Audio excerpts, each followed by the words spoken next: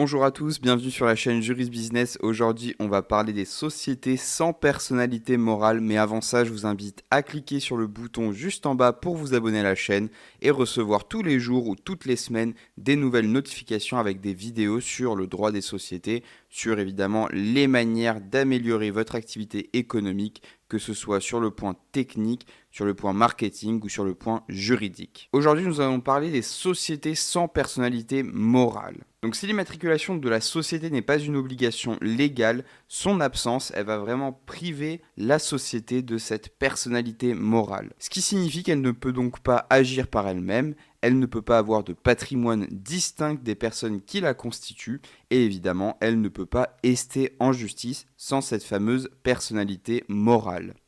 Alors sur cette absence de personnalité morale, en fait, je vous ai pris quelques petits arrêts. Donc un arrêt de la Cour d'appel de Paris de 1997, du 4 avril précisément. C'est un arrêt qui est un peu vieux, mais qui démontre parfaitement cette notion de personnalité morale.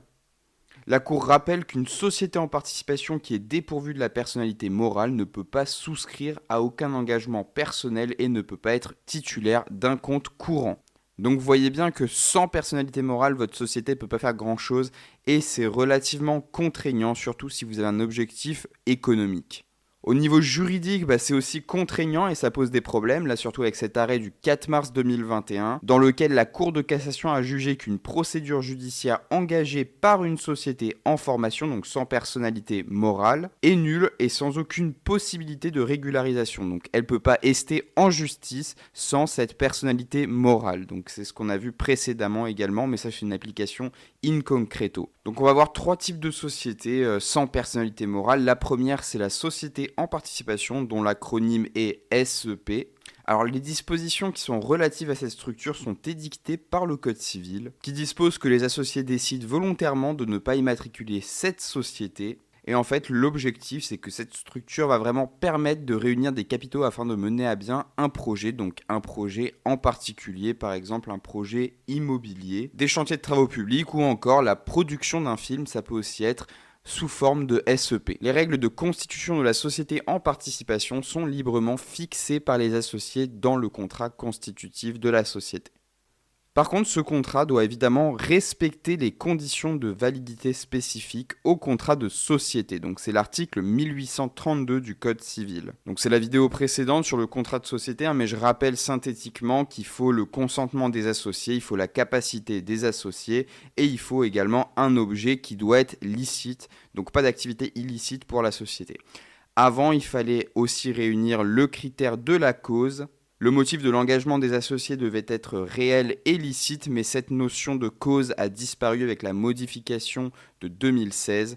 Et aujourd'hui, en fait, c'est vraiment une notion qui est subséquente, qui est intrinsèque, et que le juge apprécie in concreto, donc au cas par cas.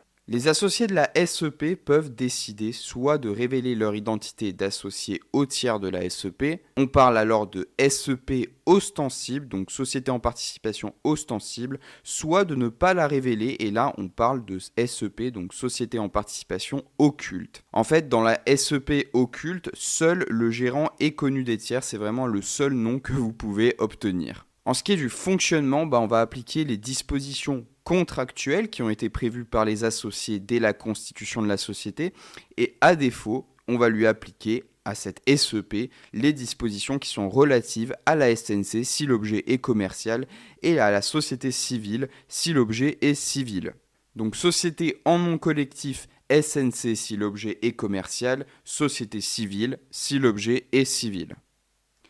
Il faut aussi parler dans cette société en participation du régime de responsabilité des associés. La loi nous dit qu'à l'égard des tiers, chaque associé contracte en son nom personnel et est seul engagé par ses actes.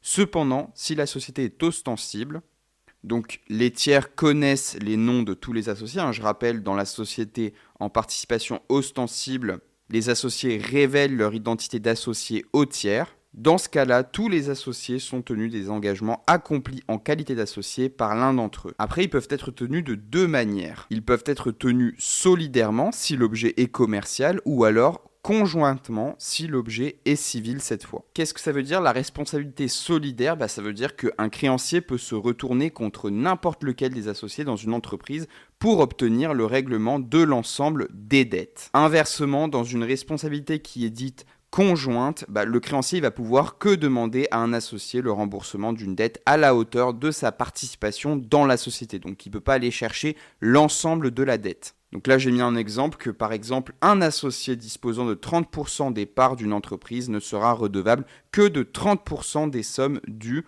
au lieu de la totalité, comme il le serait si la responsabilité était dite solidaire.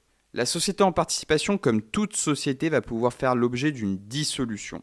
Et il faut savoir que la société en participation peut être constituée soit pour une durée déterminée, comme un contrat de travail, soit pour une durée indéterminée. Donc en fait, ça implique que la dissolution de la société peut intervenir au terme qu'on a prédéfini, donc dans le cas où la dissolution est à durée déterminée, donc elle prend fin au terme prévu par le contrat de société, ou alors elle peut prendre fin aussi si elle est conclue à durée indéterminée par la notification d'un des associés aux autres associés.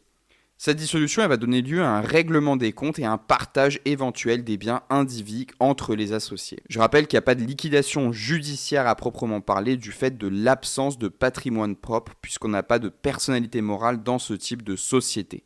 Ensuite, deuxième type de société sans personnalité morale, c'est la société créée de fait. C'est à ne pas confondre avec la société de fait qu'on va voir plus tard. Concrètement, la société créée de fait, c'est une société dans laquelle certaines personnes, se comportent entre elles et aux yeux des tiers comme de véritables associés, mais la nuance, c'est qu'elles n'en ont pas forcément conscience.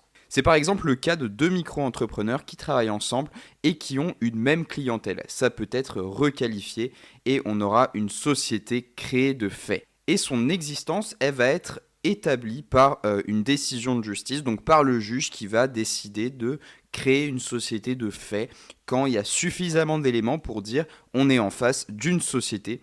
Et ça peut permettre de résoudre parfois certaines situations conflictuelles. Mais il faut vraiment prendre en compte que la société de fait, forcément, vous allez tomber dans un autre régime que celui de la micro-entreprise, parce que c'est souvent le plus courant des cas, je pense, c'est quand on a deux micro-entrepreneurs qui s'associent ensemble et qui, en fait, créent de fait une société. Dans ce cas-là, ils basculent dans un autre régime et s'il y a une décision de justice qui vient intervenir, la société sera considérée comme une société parce qu'on a un comportement de deux personnes qui sont associées. La preuve de cette société peut être invoquée par un tiers, il lui suffit simplement de prouver que le comportement des co-contractants donnait l'apparence d'une société. Donc vraiment, il suffit de peu. Si l'existence de la société est invoquée par un des associés, il doit prouver tous les éléments constitutifs du contrat de société. Donc la réalité des apports, la participation au résultat, donc l'affectio societatis. À distinguer cette société créée de fait avec la société de fait.